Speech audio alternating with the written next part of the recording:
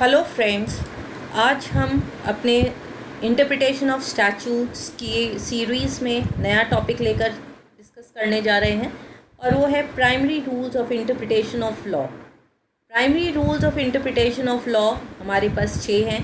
पहला है rule of literal interpretation, दूसरा है रूल ऑफ रीजनेबल इंटरप्रिटेशन, इसकी स्लाइड्स हम कवर कर चुके हैं। नेक्स्ट जो आज हम कवर करने जा रहे हैं वो है द मिस्चिफ रूल।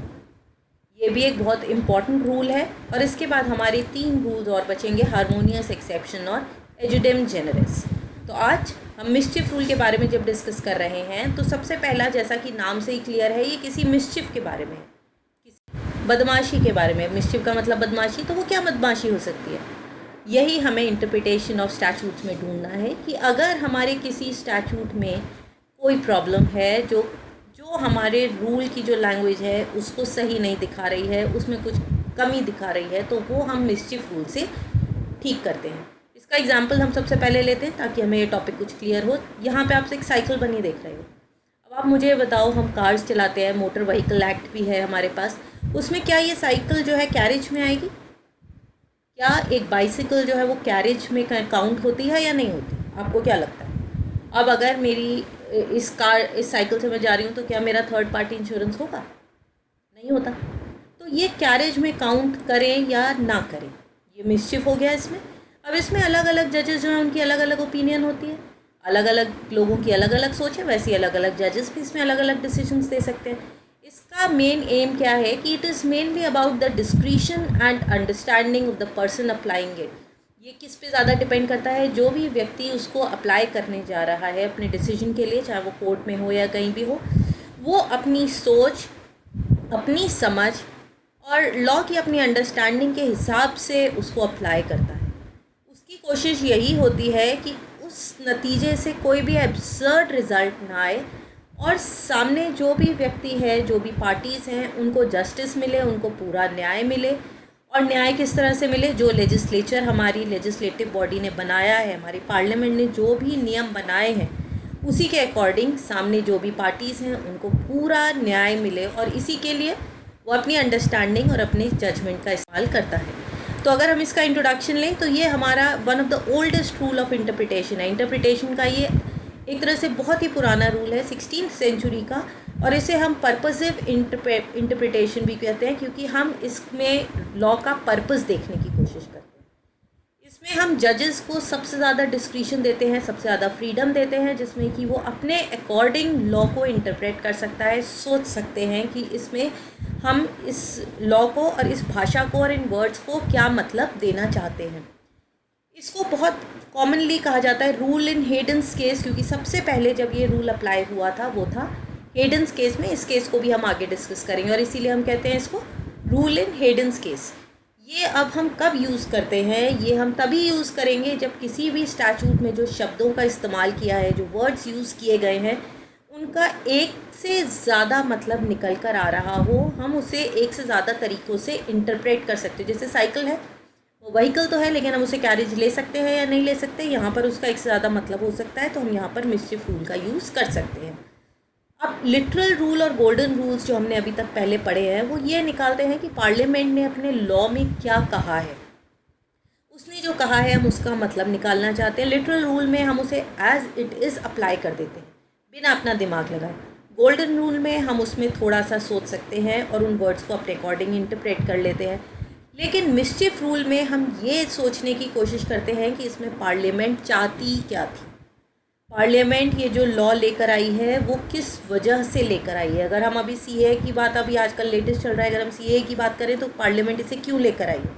क्योंकि बाकी कंट्रीज़ में उसने जो माइनॉरिटीज़ की कंडीशंस देखी वो उनको ठीक करने के लिए लाई है। तो आज से अगर 100 साल के बाद किसी को ये समझ में ना आए कि ये लॉ क्यों आया था, तो वो इंटेंशन कैसे निकालेगा? उसे इस आज के माहौल को पढ़ना पड़ेगा और ये रीज़न निकालना पड़ेगा कि पार्लियामेंट ये लॉ लेकर आई क्यों थी। अब मिस्चिफ रूल जो है उसके कुछ एडवांटेजेस भी हैं और डिसएडवांटेजेस भी हैं। पहले हम डिसएडवांटेजेस देखते हैं। सबसे पहला तो ये है कि ये जो जुडिशियरी है ये उसको बहुत ज़्यादा पावर देता है। जुडिशियरी को हमने इलेक्ट नहीं किया है, उसके पास लॉ बनाने की पावर भी नहीं है, लेकिन इसमें क्या होता है कि वो लॉ को अपनी तरह से इंटरप्रेट कर सकता है, तो कुछ वर्ड्स को वो अपने हिसाब से मतलब प्रोवाइड कर रहा है। अपने हिसाब से इंटरप्रेट कर रहा है। तो ये जुडिशरी को मुझे लगता है कि कुछ हद तक कुछ ज़्यादा मीनिंग पावर दे देता है।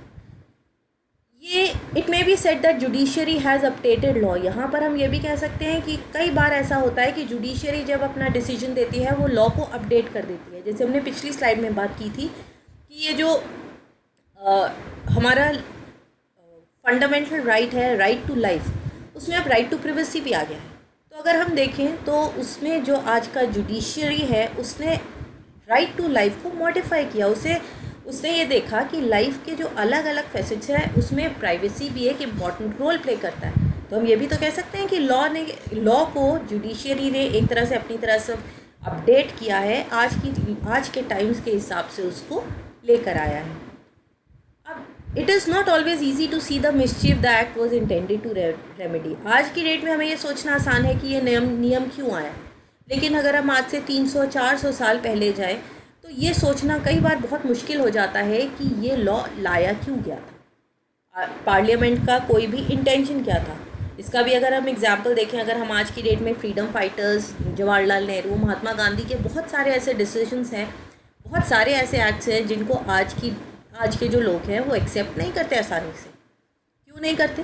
क्योंकि हम उन टाइम्स में उन डिसीजंस को लेने का क्या रीज़न था, क्या उस समय का माहौल था, पूरी तरह से नहीं समझ पाते हैं। तो उसी तरह से जब हम मिसचिफ रूल की बात करते हैं तो वो एक्ट जिसको हम डिस्कस कर रहे होंगे या जिस पे हमें जजमेंट देना है वो क्यों लाया गया था, ये समझ पाना हर बार आसान नहीं होता है।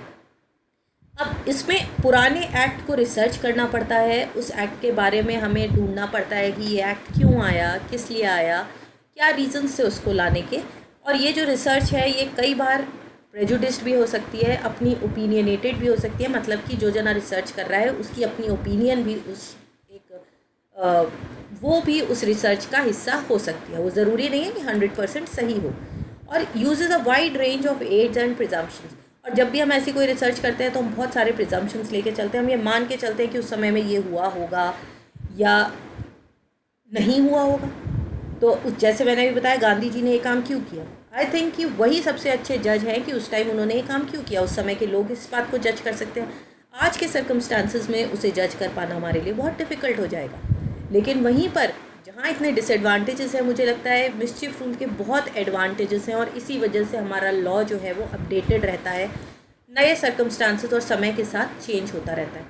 इसका सबसे बड़ा एडवांटेज ये है avoid absurd and unjust outcomes that literal rule में प्रोड्यूस। लिटरल रूल में हमने देखा था बहुत सारे ऐसे डिसीजंस आ जाते हैं जो कि जस्टिस नहीं देते। डिसीजन तो हो जाता है लेकिन जो पार्टी से उनको जस्टिस नहीं मिलता। मिसचिफ रूल में ऐसा नहीं होता, और कोई भी अगर अनजस्ट है या फिर आपको लग रहा है न्याय नहीं हो रहा है तो वहाँ पर एक जज के पास इतनी पावर है कि वो case to case, circumstances to circumstances decisions को दे सकता है।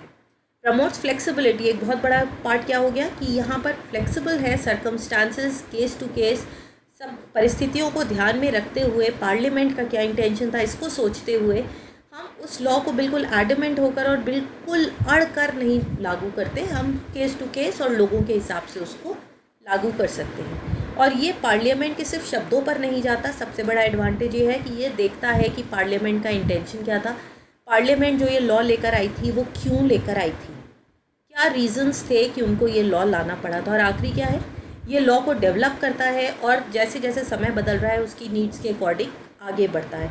आज से जब हमारा ये कॉन्स्टिट्यूशन बना था, हमारे इतने सारे अमेंडमेंट्स आए हैं, क्यों आए हैं? क्योंकि लॉ जो है समय के साथ हमें हर चीज़ को चेंज करना पड़ता है। उस समय पर एरोप्लेन्स नहीं होते थे, हमारे हाथ में मोबाइल्स नहीं होते थे, लोग सोच भी नहीं सकते थे कि हम अपने घर बैठे दूसरे जने से जो बहुत ही दूर है, बिना किसी तार के, बिना किसी कनेक्टिविटी के, उसकी फ़ोटो भी देख लेंगे और उससे बात भी कर सकेंगे। तो इसी के अकॉर्डिंग साइबर लॉज है। साइबर लॉज की भी हमें अब ज़रूरत क्यों पड़ रही है? क्योंकि समय के साथ लॉ को बदलना पूरी हो जाता है। अब सबसे पहला जो मैंने बताया था जिसमें सबसे पहले इसे अप्लाई किया था वो था हेडन्स केस। अब इस केस में जजेस ने क्या कहा था, उन्होंने कुछ क्राइटेरिया दिया था जो कि हमें मिसचिफ रूल अप्लाई करते समय ध्यान रखना होता है। सबसे पहला क्या है, consider what the law was. जब ये एक्ट लाया गया था उससे पहले लॉ क्या था, उस लॉ में कोई ना कोई कमी रही होगी जिसकी वजह से हमें ये लॉ लाना पड़ा।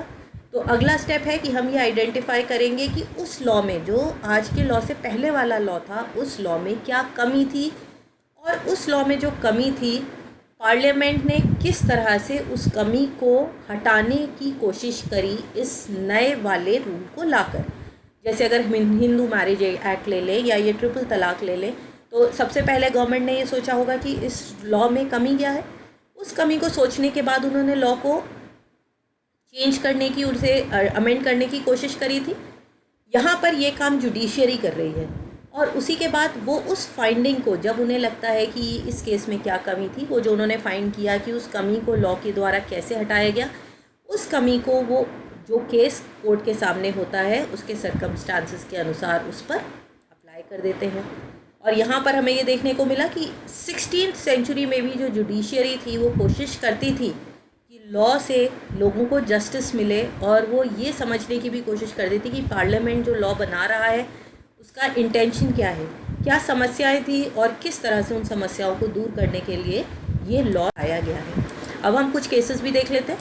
पहला केस हम लेंगे Kunwar Singh versus Delhi administration, AIR 1965 का केस है ये।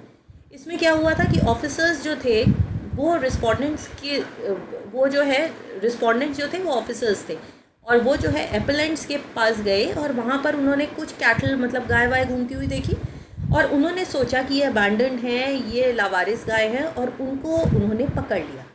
जब उन्होंने उस आवारा कैटल को पकड़ा तो जो उसके ओनर्स थे उन्होंने उसकी पिटाई कर दी, और पिटाई करके जब कोर्ट के सामने ये केस पहुंचा तो उन्होंने ये समझाया कि डिफेंस ऑफ प्राइवेट प्रॉपर्टी ये उनका राइट है, और ये जो गाय घूम रही है, ये जो कैटल घूम रहा है, ये स्ट्रे नहीं है, ये अबैंडन नहीं है, इनको हमने छोड़ नहीं दिया है, त्याग नहीं दिया है, हमारी ये पब्लिक प्रॉपर्टी है, और अगर कोई भी हमारी प्रॉपर्टी लेगा तो हमें उसे बचाने का राइट है, और इसीलिए हमने उन रिस्पोंडेंट्स को, ऑफिसर्स को मारा था। तो यहाँ पर कोर्ट ने क्या कहा, कोर्ट ने यहाँ पर मिस्चिफ रूल को अप्लाई किया। अगर वो लिटरल रूल को अप्लाई करते तो क्या होता, वो यही कहते हाँ ये अबैंडन्ड नहीं है, ये लावारिस कैटल है, और अपनी प्रॉपर्टी को बचाने के लिए वो मार सकते थे। लेकिन यहाँ पर उन्होंने ये इंटरप्रेट किया कि अबैंडन्ड या लावारिस का मतलब सिर्फ यही नहीं है कि उसको कोई भी देखने वाला ना हो। लावारिस को हम ये भी मान सकते हैं कि जिसको कोई उस समय देख ना रहा हो। अगर कोई उसको उस समय मॉनिटर नहीं कर रहा है, उसकी कोई देखभाल नहीं कर रहा है, तो हम उसको अबैंडन्ड मान सकते हैं, और इसलिए उन्होंने केस का डिसीजन ये ध्यान में रखते हुए किया था। अगला जो हम केस ले रहे हैं वो है कॉटरी वर्सेस कारपेंटर। ये जो मैंने आपको सबसे पहले सवाल किया था, याद आया, बाइसिकल क्या है। तो यहाँ पर क्या हुआ था कि ये जो हमारा डिफेंडेंट था ये साइकिल चला रहा था अल्कोहल पीकर। तो शराब पी के साइकिल चलाना इज़ अ क्राइम, और वो लाइसेंसिंग एक्ट 1872 के अंडर भी क्राइम था। अब जब उसको गिरफ़्तार किया गया कि वो अल्कोहल के नशे में है या शराब के नशे में गाड़ी चला रहा है, तो उसने कहा कि ये जो बाइसिकल है कोई गाड़ी नहीं है, ये कोई कैरेज नहीं है जिसे मैं हाईवे पर नहीं चला सकता, ये तो 2 पहियों की गाड़ी है और इसे कोई भी चला सकता है, it is not a carriage, और इसे मैं हाईवे पे भी चला सकता हूँ। तो कोर्ट ने ये डिसाइड किया कि बाइसिकल भी जो है वो कैरेज हो सकती है, क्योंकि इस लॉ को लाने का रीज़न ये था कि सड़कों पर एक्सीडेंट्स ना हो, और हाईवे पे वो एक्सीडेंट साइकिल से भी हो सकता है और कार से भी हो सकता है, और लोगों को नुकसान पहुंच सकता है। आई होप कि आपको मेरा ये चैनल पसंद आया होगा, ये कंसेप्ट आपके लिए एकदम क्लियर हो गया होगा मिस्चिफ रूल का। और अगर आपको मेरा ये चैनल पसंद आया हो तो please like, share and subscribe to my channel, और जो भी फ्रेंड्स आपके जान पहचान वाले इस चैनल को से कुछ भी फ़ायदा ले सकते हैं, इन टॉपिक्स में इंटरेस्टेड है, उनके साथ इसको शेयर करिए, because knowledge is fun when it is shared with everyone. Thank you.